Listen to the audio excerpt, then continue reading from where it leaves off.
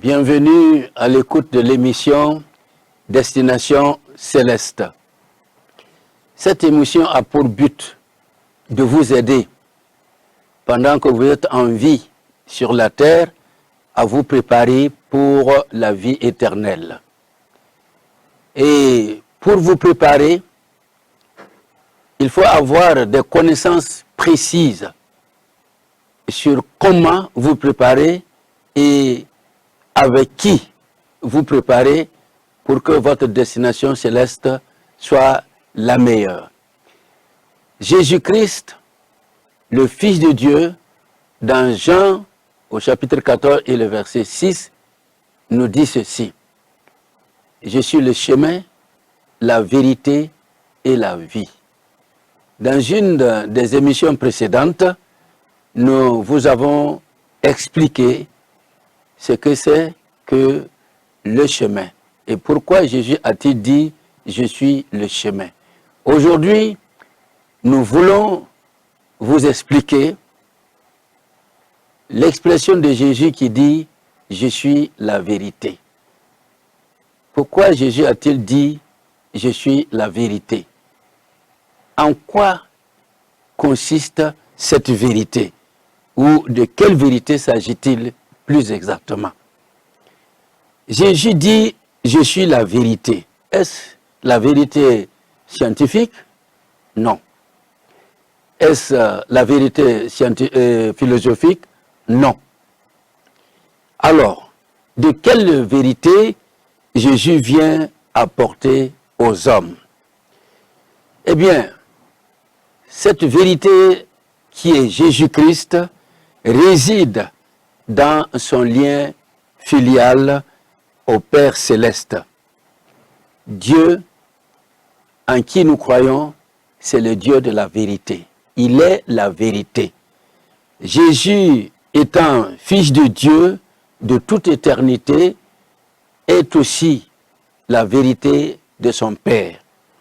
Il est la vérité personnifiée. En lui, vous pouvez préparer votre éternité avec une pleine assurance. Nous allons faire une lecture dans l'Évangile selon Jean au chapitre 1 et nous allons voir pourquoi Jésus-Christ est-il la vérité. Faisons cette lecture. Voici ce qui est dit. Jean chapitre 1 à partir du verset 1 jusqu'au verset 17, nous lisons ceci. Au commencement était la parole, et la parole était avec Dieu, et la parole était Dieu. Elle était au commencement avec Dieu. Toutes choses ont été faites par elle, et rien de ce qui a été fait n'a été fait sans elle. En elle était la vie, et la vie était la lumière des hommes. La lumière, lui, dans les ténèbres, et les ténèbres ne l'ont point reçue. Il y eut un homme envoyé de Dieu, son nom était Jean. Il vint pour servir de témoin, pour rendre témoignage à la lumière, afin que tous crussent par lui. Il n'était pas la lumière, mais il parut pour rendre témoignage à la lumière. Cette lumière était la véritable lumière qui, en venant dans le monde, éclaire tout homme. Elle était dans le monde et le monde a été fait par elle. Et le monde ne l'a point connue. Elle est venue chez les siens et les siens ne l'ont point reçue. Mais à tous ceux qui l'ont reçue, à ceux qui croient en son nom, elle a donné le pouvoir de devenir enfants de Dieu, lesquels sont nés non du sang, ni de la volonté de la chair, ni de la volonté de l'homme, mais de Dieu. Et la parole a été faite chair, et elle a habité parmi nous, pleine de grâce et de vérité. Et nous avons contemplé sa gloire, une gloire comme la gloire du Fils unique venu du Père. Jean lui a rendu témoignage et s'est écrié, c'est celui dont j'ai dit, celui qui vient après moi m'a précédé car il était avant moi. Et nous avons tous reçu de sa plénitude et grâce pour grâce, car la loi a été donnée par Moïse. La grâce et la vérité sont venues par Jésus-Christ. Bien-aimés téléspectateurs, Jésus ici nous montre qu'il est réellement la vérité et il est la vérité qui nous rassure, qui nous aide, qui nous permet donc de préparer notre destinée céleste avec une pleine assurance. Dans ce chapitre que nous venons de lire, ou du moins dans ces versets que nous venons de lire, eh bien, nous avons un aperçu de la relation entre le Père et le Fils avant même sa venue sous forme humaine sur notre terre.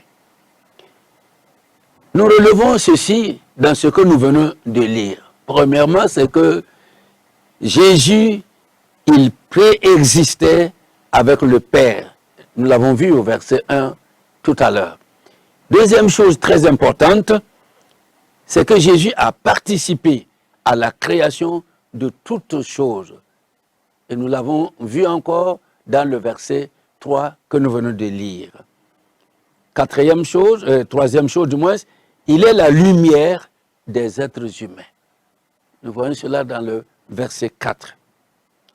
Jésus-Christ est la parole de Dieu incarnée. Jésus est donc la vérité de Dieu. Il est la révélation complète de Dieu. Écoutons encore ce qu'il dit dans Jean au chapitre 8 et le verset 38. Je dis, c'est Jésus qui déclare, je dis que moi, j'ai vu auprès de mon Père. Je reprends. Je dis ce que moi, j'ai vu auprès de mon Père. Ah, c'est une déclaration intéressante que Jésus nous fait là. Je dis ce que j'ai vu auprès de mon Père. Jésus, donc, ici, est plus qu'un messager. Il est, en sa personne même, le messager de Dieu pour tous les hommes.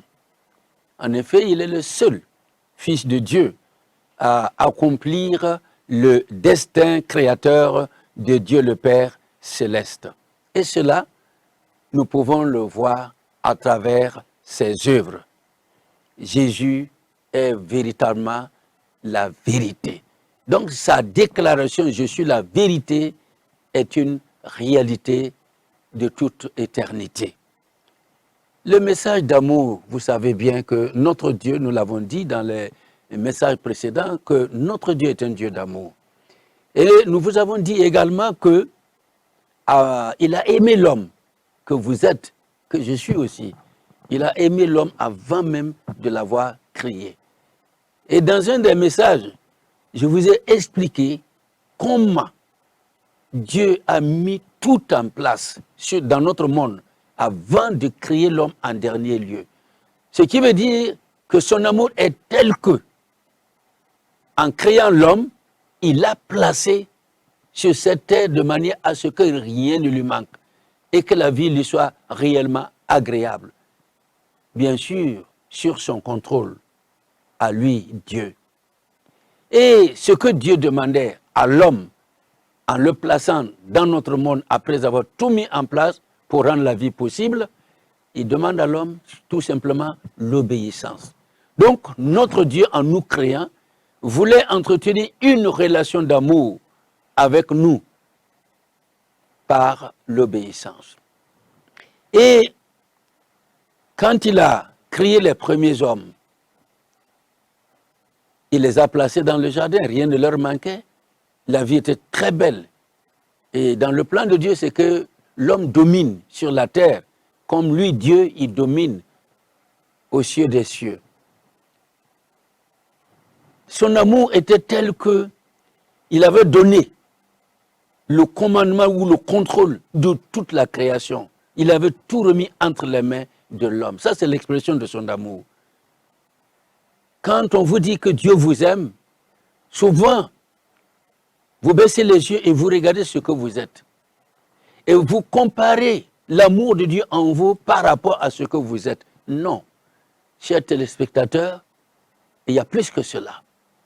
Votre condition sociale, votre condition de vie ne peut pas être comparée à l'amour de Dieu. Mais sachez simplement que Dieu vous aime, qui que vous soyez pauvre, que vous soyez riche, que vous soyez en bonne santé, que vous soyez malade, quelle que soit votre condition, Dieu vous aime. Oui, cet amour qu'il a eu pour l'homme avant de l'avoir créé, cet amour existe toujours. C'est pourquoi c'est un Dieu fidèle. Et cet amour, il va, après la chute de l'homme, créer un chemin pour que l'homme revienne à lui, pour que l'homme ne disparaisse pas à jamais de sa présence. C'est pourquoi, depuis le jardin d'Éden, il a été le premier sacrificateur. La Bible nous dit qu'il a sacrifié des animaux pour couvrir la nudité de l'homme qui venait de pécher, de l'homme qui venait de se rebeller contre lui. Mais cela n'était que une image du vrai sacrifice qui allait être fait plus tard. Et effectivement, des années après, des milliers d'années après, Dieu va manifester d'une manière totale, ouverte, son amour envers l'homme en envoyant maintenant son Fils Jésus-Christ sur notre terre. Et Jésus revêt l'humanité et il va dans un premier temps satisfaire à tous les besoins de la vie humaine. En effet, dans notre monde, nous sommes troublés. Troublés par les maladies. Nous sommes troublés par des situations incontrôlables. Nous sommes troublés par l'agissement des puissants des ténèbres qui se meuvent dans notre monde. Nous sommes troublés par beaucoup de choses. C'est ce qui fait que notre vie sur cette terre ne peut pas être comme cela devrait être au moment où Dieu avait placé Adam et Ève sur la terre. Mais Jésus-Christ, il est venu pour accomplir le destin du Dieu créateur, à savoir créer des conditions, toutes les conditions possibles pour que l'homme revienne à lui pour une autre vie d'éternité auprès de lui. Donc le message d'amour et de rédemption qui a été révélé par le Dieu invisible aux hommes dans l'ancienne alliance, dans l'ancien temps, au travers de la loi, eh bien cela n'a pas satisfait le cœur humain. Pourquoi? Parce que l'homme humain voyait Dieu comme quelqu'un qui est très lointain de lui. Mais Dieu va maintenant venir auprès de l'homme par son Fils Jésus-Christ, qui l'a fait descendre ici et qui a revêtu l'humanité, qui s'est substitué à nous pour être le sacrifice parfait, exigé par sa sainteté divine et sa justice divine, afin que nous puissions maintenant nous être débarrassés de la servitude dans laquelle nous étions dus au péché pour revenir à lui. Et il nous prépare ainsi maintenant pour une vie meilleure, pour une vie d'éternité auprès de lui dans le ciel. C'est pourquoi notre émission s'appelle La destinée céleste.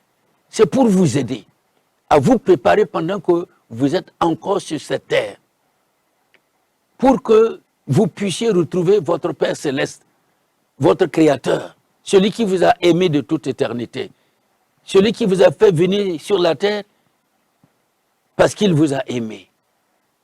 Il veut que vous reveniez à lui. Chers téléspectateurs, est-ce que, en écoutant ce message de la part de Dieu, vous allez vous laisser convaincre par cette vérité? Je le crois. Dieu vous aime. Laissez-moi vous le répéter. C'est pourquoi il met un processus en place pour pouvoir vous ramener encore à lui, pas dans un jardin comme dans le premier cas, mais auprès de lui, où Satan ne pourra plus avoir accès pour venir nous séduire d'une manière ou d'une autre. Et cet amour a été concrétisé d'une manière parfaite par le sacrifice de Jésus-Christ. Alors, Jésus, quand il est venu, vous savez, le cœur humain est difficile à croire. Il ne se laisse pas du tout persuader si aisément. Les prophètes sont venus. Dieu a suscité des prophètes qui ont parlé de sa part, qui ont même posé certains actes de sa part. Mais tout cela, comme je le disais tout à l'heure, n'a pas satisfait le cœur humain. C'est pourquoi Dieu vient en la personne de son Fils Jésus-Christ. Et quand Jésus est venu, eh bien, il a commencé par poser des œuvres. Si nous lisons Matthieu chapitre 4, nous voyons que dans sa première apparition publique, il a commencé par satisfaire aux besoins fondamentaux des hommes, en les guérissant de toutes sortes de maladies. Et même en ressuscitant des personnes qui venaient de mourir. Et les gens ont vu, à travers Jésus-Christ, que ce n'était pas un simple homme. Il était plus qu'un prophète. Ils l'ont dit eux-mêmes. Parce que les œuvres qu'il faisait, aucun prophète ne l'avait fait. Et aucun prophète ne le fera. Alors, par ces œuvres, le message d'amour de Dieu est mieux connu maintenant que par le passé. Parce que Jésus est présent. Parce que Jésus ouvre les yeux des aveugles. Parce qu'il chasse les démons. Il ressuscite les morts. Il fait donc des œuvres qui prouvent réellement que Dieu est au milieu de nous. C'est ça, l'expression de l'amour de Dieu manifestée dans la nouvelle alliance, qui est une preuve que Dieu nous aime et nous veut du bien. Le message de Dieu a été fait à travers un homme, c'est Jésus-Christ lui-même. Il est le message de Dieu, mais un message vivant, un message personnifié. C'est Jésus. C'est Jésus. Alors quand Jésus donc déclare qu'il est la vérité, chers téléspectateurs, c'est clair. Au regard de ce qu'il est, de ce qu'il fait, nous sommes convaincus qu'il est réellement la vérité. Dieu est la vérité. Et Jésus-Christ est la vérité de Dieu. Et il a manifesté cette vérité de Dieu pendant les 3 années et demie de ministère public sur la terre. La révélation donc de Jésus permet à tout homme de prendre position, eh bien, pour préparer sa destination céleste. Par la révélation de Jésus, nous pouvons quitter maintenant le mensonge qui prend souvent l'apparence de la vérité au travers de toutes sortes de religions créées par les hommes. Mais lesquelles religions ne nous ont jamais laissé satisfaits. Mais ces religions même encore nous plongent souvent dans le doute qui est souvent difficile à supporter dans notre existence. Quant à Jésus-Christ, il vient et il nous parle de Dieu d'une manière claire. Et il montre qu'il est Dieu en maîtrisant tout. Même la créature, il maîtrise la créature. Il maîtrise tout. C'est Dieu donc au milieu de nous. Il est vraiment la vérité de Dieu. Est-ce que, chers téléspectateurs, vous pouvez accepter cette vérité de Dieu. Et si c'est le cas, Dieu sera très satisfait de vous. Il sera content de vous. Et je vous invite à accepter cela. Car personne, depuis que le monde existe, n'a fait ce que Jésus a fait, n'a été ce que Jésus a été. Donc Dieu était venu en personne au milieu de nous, Emmanuel. Il est venu au milieu de nous pour se révéler pleinement à nous. Vous n'avez plus de raison d'hésiter. Vous n'avez plus de raison d'attendre. Choisissez maintenant de le recevoir comme votre Seigneur et Sauveur personnel. Et il vous introduira dans la grâce de Dieu. Et il vous donnera de vous préparer d'une manière aisée, correcte, sûre pour votre destination finale. Que Dieu vous bénisse. Je vais prier pour vous, pour terminer cet entretien que j'ai avec vous maintenant. Père Céleste, j'ai parlé aux hommes qui écoutent, aux femmes qui écoutent, aux jeunes qui écoutent. J'ai utilisé un langage humain qui est impropre à transmettre ton message de vérité, ton message de salut. Mais j'ai la pleine assurance que ton Saint-Esprit qui est là va animer tous les téléspectateurs, va leur donner une bonne compréhension de ta parole. J'ai cette assurance que ton Saint-Esprit fera le travail que moi, je n'ai pas pu faire et convaincra encore les cœurs. Qu'il en soit ainsi pour qu'un grand nombre de personnes se décident maintenant avant qu'il ne soit toi. Merci Père pour tout ce que tu fais en faveur de tous ces téléspectateurs. Amen. Il